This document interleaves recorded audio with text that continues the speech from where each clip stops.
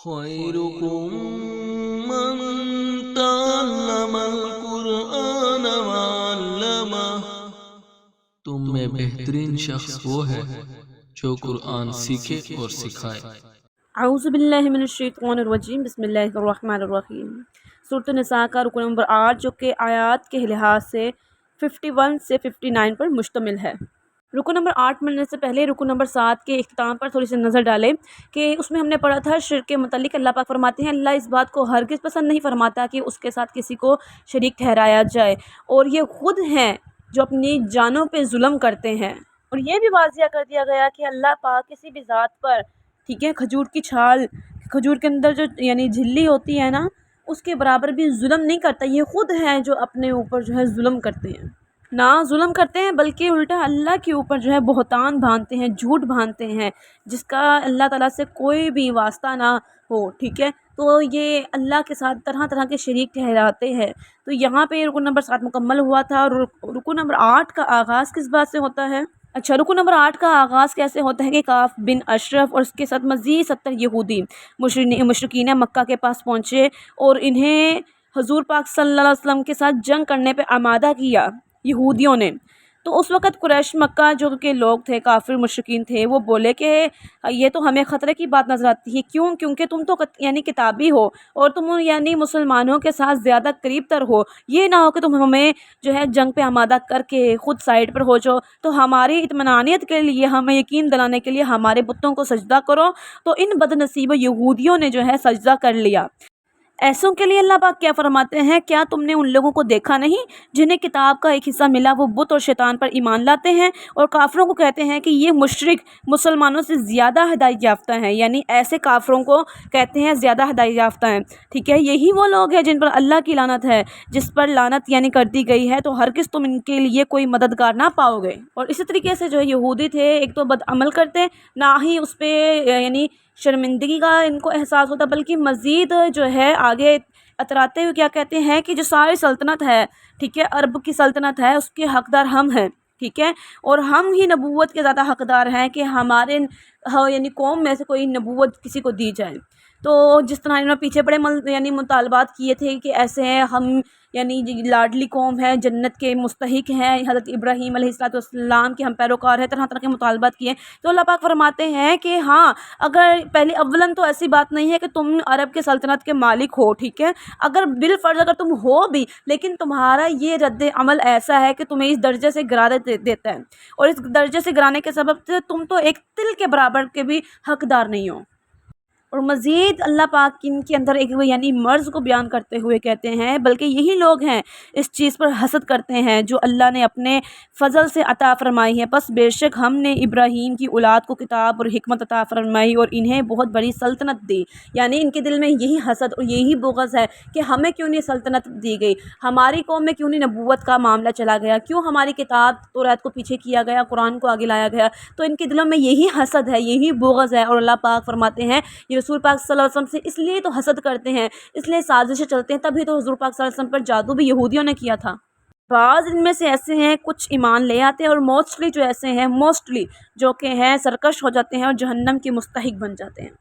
ایسے لوگ یہودی جو اللہ کے آیات کا انکار کرتے ہیں، رسالت کا انکار کرتے ہیں، تو اللہ پاک فرماتے ہیں بے شک وہ لوگ جنہوں نے ہماری آیات کا انکار کیا، ان قریب ہم ان کو آگ میں داخل کریں گے۔ کیسی آگ؟ وہ ایسی آگ ہے جب کبھی ان کی کھالیں خوب جل جائیں گی تو ہم ان کی کھالوں کو دوسری کھالوں میں تبدیل کر دیں گے، عذاب کا مزہ چکھ لیں اب یہ، بے شک اللہ زبردست حکمت والا ہے۔ یعنی ان کا عذاب بالکل ہلکا نہیں ہوگا۔ اور بالکل اس کے مقابل وہ لوگ جو اللہ کی آیات پر ایمان لاتے ہیں، وہ لوگ جو ایمان لائے اور انہوں نے اچھا عمل کیے، ان قریب ہم انہیں ان باغوں میں داخل کریں گے جن کے نیچے نہریں جاری ہوں گی، وہ ہمیشہ اسی میں رہیں گے، ان کے لیے وہاں پاکیزہ بیویاں ہیں، اور ہم انہیں وہاں داخل کریں گے جہاں رحمت ہی رحمت ہے۔ مزید اللہ پاک جو ہے اہل ایمان والوں کو نصیحتیں فرماتے ہیں، جس میں سے اس رکوع میں 2 درج ہیں، وہ کیا کہ بے شک اللہ تمہیں حکم دیتا ہے کہ امانتیں جن کی ہیں ان کی سپرد کرو، یعنی امانت میں خیانت ہرگز مت کرنا، ٹھیک ہے، اور یہ کہ جب تم لوگوں میں فیصلہ کرو تو انصاف کے ساتھ فیصلہ کرو، بے شک اللہ تمہیں ہی خوب نصیحت فرماتا ہے، اہل ایمان والوں کے لیے نصیحت فرماتا ہے، بے شک اللہ سننے والا اور دیکھنے والا ہے۔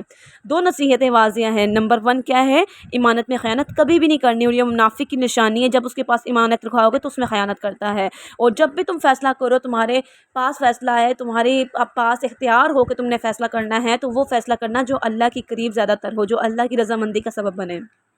اور اللہ پاک فرماتے ہیں کہ اے ایمان والو، اللہ کی اطاعت کرو اور رسول کی اطاعت کرو، ان کی جو تم میں سے حکومت والے ہیں یعنی سرداری کرنے والے ہیں، مراد یہ ہے کہ وہ ہمارے پیشوا ہیں، ٹھیک ہے، ہمارے نبی ہیں۔ پھر اگر کسی بات میں تمہارا اختلاف ہو جائے تو اگر اللہ اور آخرت کے دن پر ایمان رکھتے ہو تو اس بات کو اللہ اور رسول کی بارگاہ میں پیش کرو، یہ بہتر ہے اور اس کا انجام بھی سب سے بہتر ہے۔ تو رکن نمبر 8 مکمل ہوتا ہے۔ اب رکن نمبر 9 جو کہ آیت نمبر 60 سے 70 پر مشتمل ہے۔ اللہ پاک فرماتے ہیں کیا تم نے ان لوگوں کو نہیں دیکھا جن کا دعویٰ ہے کہ وہ اس پر ایمان لے آئیں جو تمہاری طرف نازل کیا گیا ہے اور جو تم سے پہلے نازل کیا گیا ہے؟ وہ چاہتے ہیں کہ فیصلے شیطان کے پاس لے جائیں، حالانکہ انہیں تو یہ حکم دیا گیا تھا کہ اسے بالکل نہ مانیں، اور شیطان یہ چاہتا ہے کہ انہیں دور کہیں گمراہ کر کے بھٹکا دے۔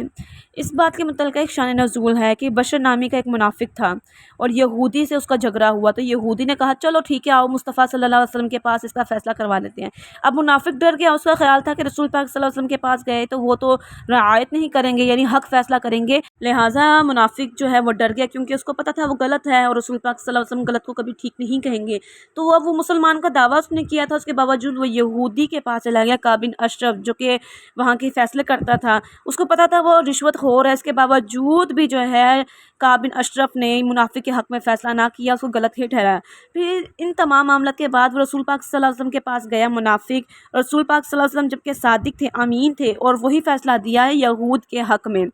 مگر منافق کو ابھی تسلی نہ ہوئی تو حضرت عمر رضی اللہ عنہ کے پاس گئے اور انہوں نے کہا کہ ہمیں رسول پاک صلی اللہ علیہ وسلم نے یہ فیصلہ فرمایا ہے تو آپ ہمارے حق میں کچھ بہتر فیصلہ فرمائیں۔ تو حضرت عمر فاروق رضی اللہ عنہ کو ان پر بہت غصہ آیا، انہوں نے کہا ٹھیک ہے میں تمہارے حق میں فیصلہ سناتا ہوں، اور وہ گئے اندر سے تلوار لائے، اس کو قتل کر ڈالا اور کہا کہ جس نے اللہ اس کے رسول کی مخالفت کی اس کا یہی فیصلہ ہے۔ تو بات کا خلاصہ یہ ہے کہ جو اللہ اس کے رسول کہہ دے وہی حق فیصلہ ہے، تو یہ طرح طرح کے ہیلے اپنانا کہ ہمارے حق میں کوئی فیصلہ بہتر ہو جائے تو یہ قطعاً جائز نہیں ہے۔ منافقت کی انتہا دیکھیں کہ اللہ پاک فرماتے ہیں کہ جب ان سے کہا جائے نا کہ اللہ کی اتاری ہوئی کتاب اور رسول کی طرف آؤ تو دیکھیں کہ کیا کرتے ہیں منافق، تم سے منہ موڑ کر پھر جاتے ہیں۔ تو کیسی حالت ہوگی جب ان پر ان کے اعمال کی وجہ سے کوئی مصیبت آ پڑے، پھر اے حبیب مصطفیٰ قسم کھاتے ہوئے تمہارے حضور حاضر ہوں گے، یہ لوگ یہ تمہاری ہی طرف لوٹ کر آئیں گے اور ہمارا مقصد تو صرف بھلائی اور اتفاق کروانا تھا، ان کی دلوں کی بات تو اللہ جانتا ہے، پس تم ان سے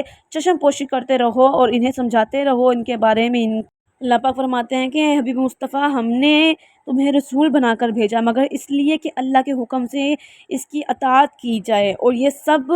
آپ کے اطاعت کریں، اور آپ کی اطاعت تو گویا اللہ کی اطاعت ہے نا، مگر یہ کیسے بدبخت تھے کہ یہ آپ کی اطاعت نہ کرتے ہیں اور آپ پر ایمان نہ لاتے، آپ کی رسالت پر ایمان نہ لاتے، مگر جب ان کو کوئی تکلیف پہنچتی، کوئی عذاب پہنچتا تو یہ دوڑے ہوئے آپ کی طرف آتے ہیں اور کہتے کہ ہمارے حق میں دعا کیجئے، ہماری مغفرت کی دعا کیجئے، اور اللہ کو کہیں کہ ہماری توبہ قبول فرمائے۔ تو اس وقت یعنی یہ کیوں پھر آپ پر ایمان لاتے ہیں؟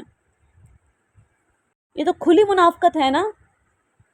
ایسے لوگوں کے لیے اللہ پاک فرماتے ہیں کہ اے حبیب مصطفیٰ تمہارے رب کی قسم یہ لوگ مسلمان نہ ہوں گے جب تک اپنے آپس کے جھگڑے میں تمہیں حاکم نہ بنا لیں، یعنی تمہیں واقعتاً یعنی حاکم سمجھیں اپنا، پھر جو کچھ تم حکم فرما دو اپنے دلوں میں اس سے کوئی رکاوٹ نہ پائیں، ٹھیک ہے، بالکل ایسے ہے کہ تمہیں سچے دل سے حاکم مانے، یہ اسی وقت حاکم کب تمہیں مانتے ہیں جب کوئی مصیبت میں گرفتار ہو جائے تب تمہیں حاکم بنا لیتے ہیں، اور جو ہی تکلیف ان سے دور کر دی جائے تو اپنی یعنی غلطیوں میں اپنی گمراہیوں میں بھٹک جاتے ہیں۔ اصل معنی میں تمہیں حاکم مانے اور جو حکم اطاعت تم ان کو کہو اللہ کا یہ حکم ہے تو وہ خوشی خوشی سے اس کو اپنائیں، نہ دل میں جو ہے رکاوٹ یا دل میں آزاری پیدا کریں،